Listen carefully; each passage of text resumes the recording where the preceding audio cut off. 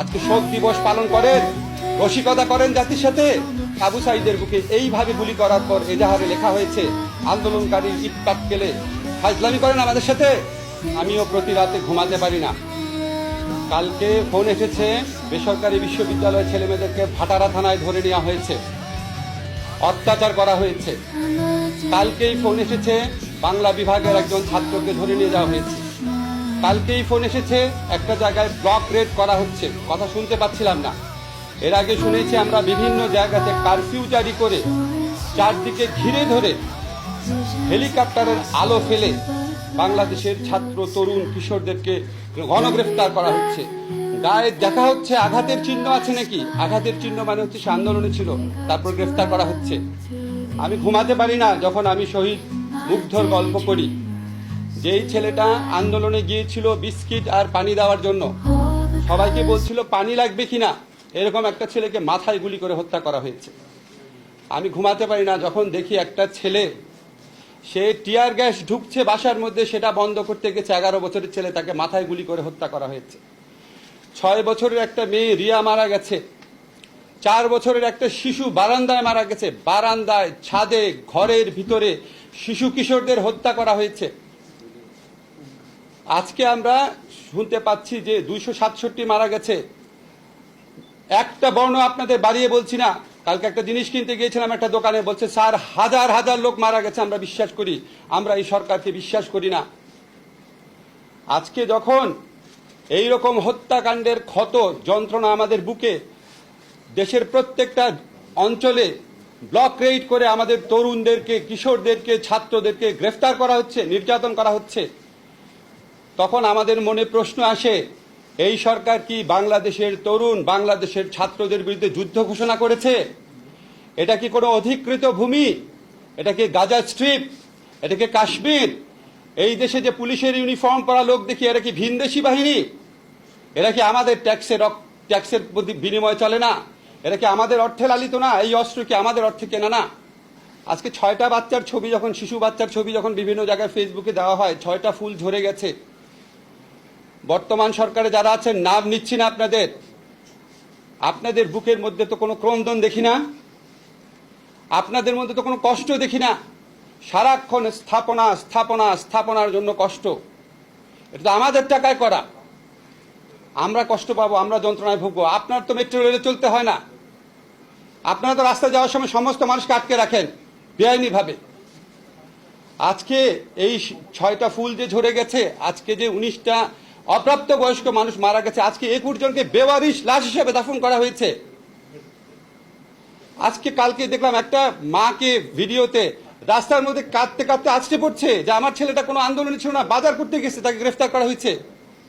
এই সরকার কি সমস্ত তরুণ কিশোরদেরকে গ্রেফতার করবে? আপনারা যে লক্ষ লক্ষ তরুণ কিশোর ছাত্রের বিরুদ্ধে দাঁড়িয়েছেন, তাদের অভিভাবক আছে, তাদের পরিবার আছে, তাদের সমব্যথী মানুষ আছে। 71 সনের যুদ্ধে আমরা প্রমাণ করেছি বাংলাদেশের হৃদয়ে গুলি করা হলে বাংলাদেশের প্রতিটা ঘর সেই যুদ্ধে যোগ দেয়।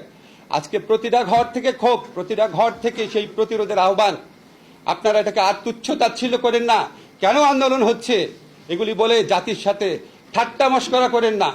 আন্দোলন হচ্ছে হত্যাকারীর বিচারের দাবিতে, আন্দোলন হচ্ছে গণরুম কেন্দ্রিক যে টর্চার সেল।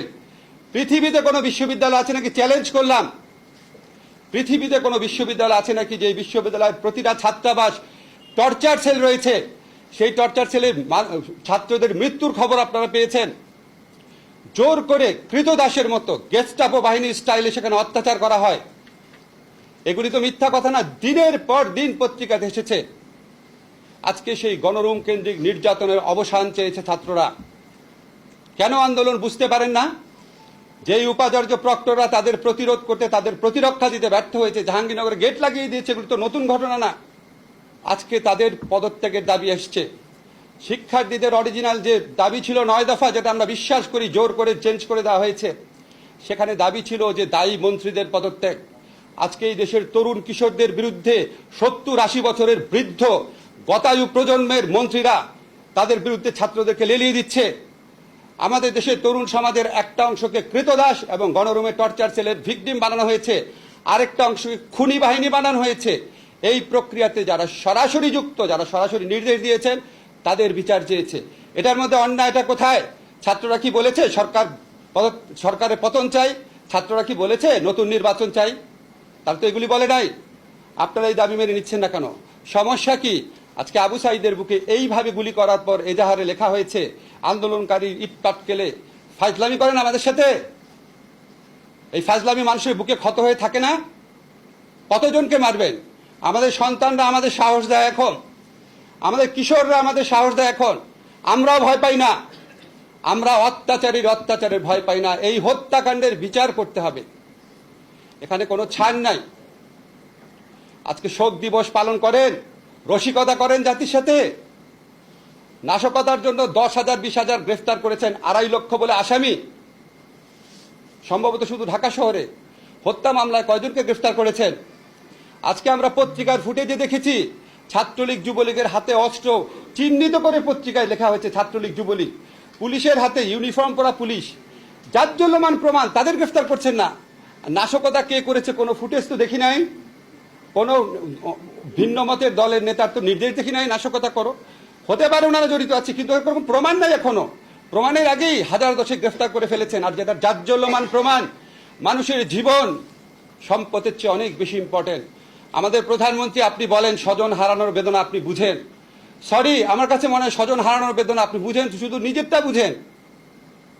না হলে এই শত শত হত্যাকারী যারা আছে, শত শত মানুষকে যারা হত্যা করেছে, আমাদের প্রায় 100 শিশু কিশোর ছাত্রকে যারা হত্যা করেছে, 100 একটু কম হতে পারে, 70-80 জন। আপনি শ্রীলঙ্কাতে 10 জন বিক্ষোভকারীকে হত্যা করা হয়েছিল এই রাজাপাকসের বিরুদ্ধে আন্দোলনে। 10 জন বিক্ষোভকারী মারা যাওয়ার পর উনি ক্ষমতা ছেড়ে চলে গেছেন। উনারও কম দম্ভ ছিল না, কম শক্তি ছিল না, কম সেনাবাহিনী ছিল না, কম পুলিশ ছিল না। আজকে 10 জন শুধু শিশু কিশোর মারা গেছে, শিশু মারা গেছে, শিশু। এই 10 জনের প্রায় কমপক্ষে 267 জন মানুষ মারা গেছে। আপনার পদত্যাগের দাবিতে যে সারা বাংলাদেশের মানুষ গণ আন্দোলন করছে না, এটাই তো আপনার সৌভাগ্য। সেদিকে আমাদেরকে ধাবিত করেন না, হত্যাকারীর বিচার করেন। এদেরকে আপনি বিচার না করতে পারেন, এদেরকে মন্ত্রিসভা থেকে বাদ দেন। মানুষের বুকের ক্ষত দূর করেন, ক্রোধ দূর করেন, সব ঠিক হয়ে যাবে। মানুষকে আরো উত্তেজিত করে, মানুষকে আরো ক্ষত বাড়িয়ে আপনারা কিভাবে চান যে সবকিছু সবাই ভুলে যাবে? সবকিছুই যদি আমরা ভুলে যাই, তাহলে তো আমরা মুক্তিযুদ্ধ করতাম না, তাহলে তো আমরা 90-এর আন্দোলন করতাম না। এই আন্দোলনে বাংলাদেশের যত মানুষ আছে, যত ছাত্র তরুণ জনতা আছে, তারা হচ্ছে মুক্তিযুদ্ধের চেতনার প্রকৃত বাহক। যারা তাদের উপর গুলি চালাচ্ছে, যারা অপপ্রচার চাচ্ছে, নির্যাতন করছে, গণগ্রেফতার করছে, তারা হচ্ছে 2024 সনের রাজাকার। কারণ তারা গণমানুষের বিরুদ্ধে দাঁড়িয়েছে। আপনাদের সরকারের কর্মকাণ্ড দেখে মনে হয় আপনাদের বুকের মধ্যে এই প্রত্যয় জন্ম নিয়েছে যে রক্ত যখন নিয়েছি আরো রক্ত নিব, বাংলাদেশের ভিন্ন মতকারীদের নিশ্চিহ্ন করে ছাড়বো ইনশাল্লাহ। Please stop it.